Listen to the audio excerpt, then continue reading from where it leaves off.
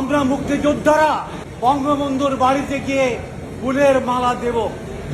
আপনাকে রাজি আছেন? দিয়েছিলেন বঙ্গবন্ধু শেখ মুজিবুর রহমান।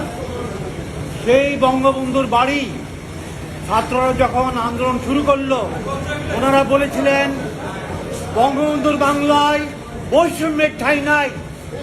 ৫ই আগস্টের পরে তারা বঙ্গবন্ধুর বাড়ি পুড়িয়ে জ্বালিয়ে বুলডোজার দিয়ে ঘুরিয়ে দিল।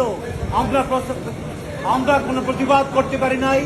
আপনাদের কাছে আমার বিরোধ অনুরোধ, মাননীয় প্রধান অতিথি বঙ্গবন্ধুর ঘনিষ্ঠতম সহকর্মী, ওনাকে বলবো আমরা একটা নির্দিষ্ট দিনে ফজলুর রহমান ভাই একটা প্রস্তাব করেছেন, আমরা মুক্তিযোদ্ধারা এই শরৎজনে সমবেত হয়ে বঙ্গবন্ধুর বাড়িতে গিয়ে ফুলের মালা দেব।